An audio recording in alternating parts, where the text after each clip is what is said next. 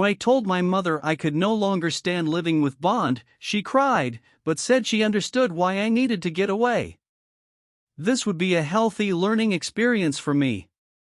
I told her the $30 a month pay I earned would be sent home to her, and, if she ever needed more, she was to see Tony, but Bond was not to know this. Bond didn't like the idea of me going, because my $30 a month wages was a lot less than the money I had been turning in. He tried to prevent my leaving, but I told him he had better settle for the $30 because it was better than the nothing he would get if I decided to run away. He growled all right and stalked away. The C.c.camp camp I joined was located in Babyler State Park, about 40 miles west of St. Louis. The first month was spent getting to know what and whom I was dealing with. This was a totally different life for me to be constantly living with so many people. Most of the guys were older, averaging about 17 to my 14, but I soon came to realize the age difference was in the body, and not the brain. They were mostly hicks from country towns, which also made them dangerous if riled. It was the same old gang story: you had to join a group with whom you could relate. In my case, it was the city gang, which was much smaller than the country gang.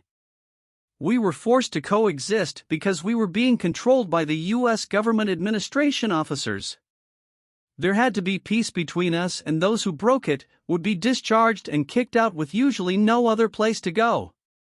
It's too bad the U.S. government did not realize they had instituted a successful reform program when they devised the C.c.camp camps.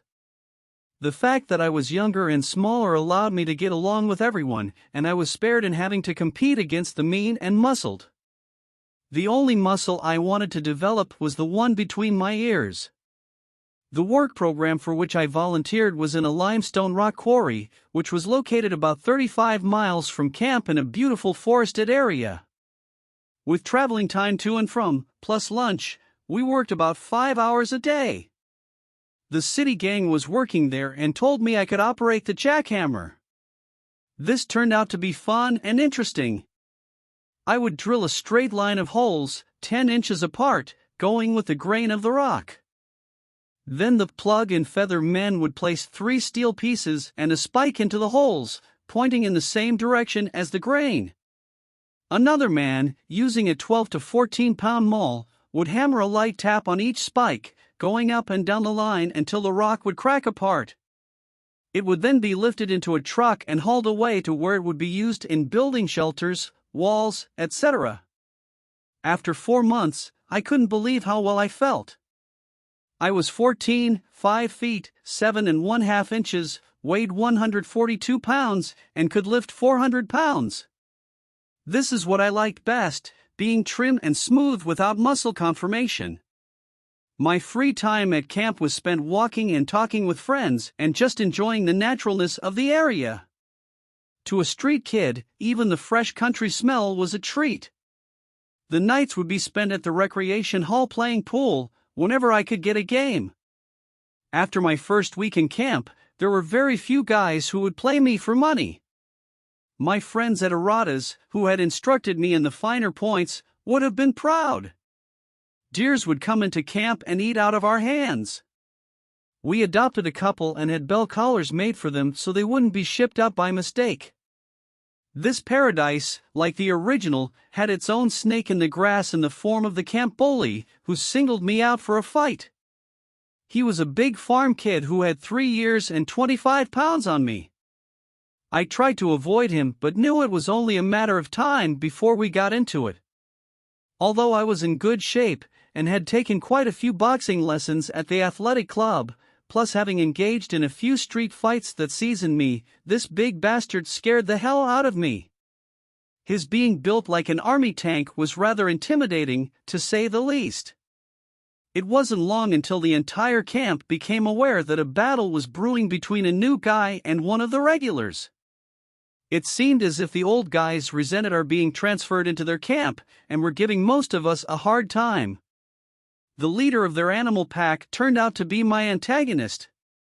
This bit of information was not very welcome, and it had occurred to me if he was top dog, he must be their meanest. My first reaction was to haul ass while I still had it. Taking a beating for a situation for which I wasn't responsible was ridiculous, and the more I thought about it, the madder I got. It was bad enough taking shit from the other side, but having to listen to it from my own group was a bit much. I imagine they felt it best that this big lout and I should fight before the whole camp exploded. Even the camp officials thought this. Although most of my group kept telling me I could take this guy easily, I wasn't impressed. How the hell did they know? They had never seen either of us fight.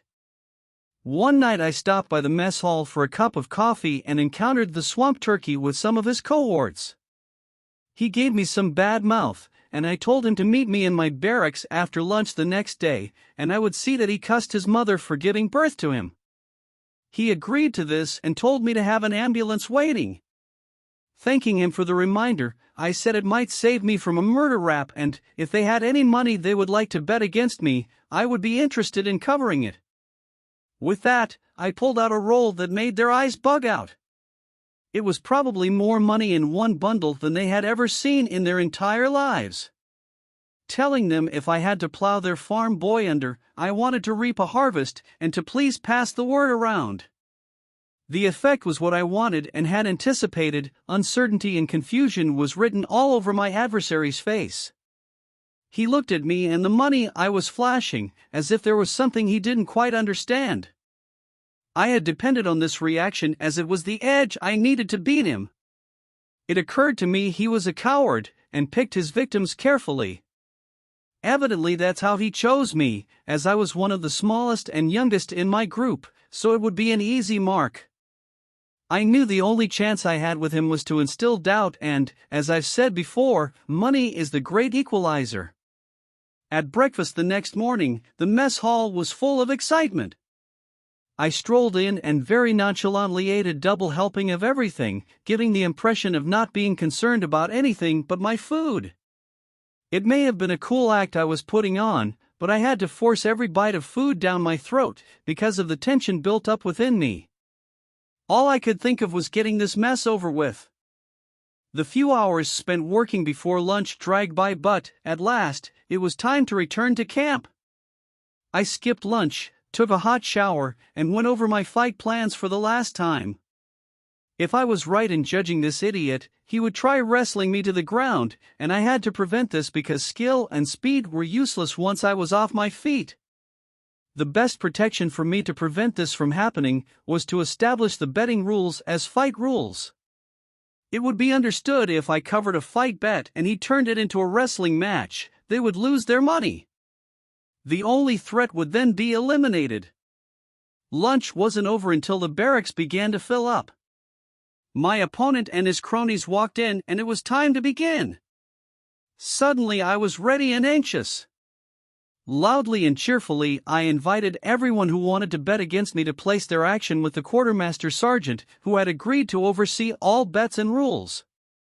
The sergeant informed everyone this was to be a fist fight and not a dog fight. Should any fighter turn kicker, biter, or wrestler, he was to be declared the loser immediately.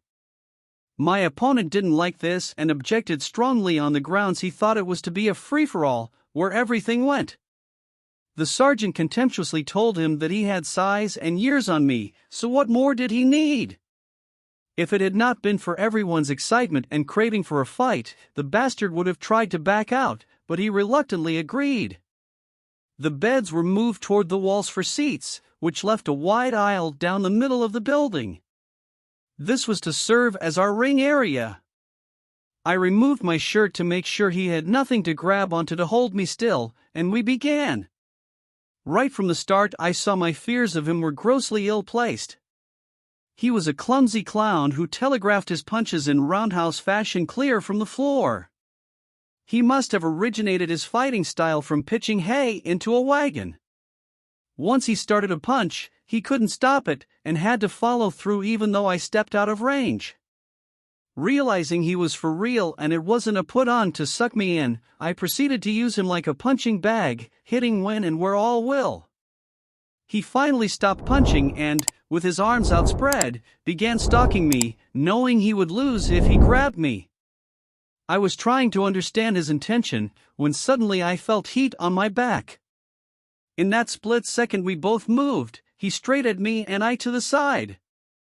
He came close to maneuvering me into one of the red-hot stoves we kept at each end of the building. As it was, he just missed frying himself. Thanks for watching. Please subscribe and like the video.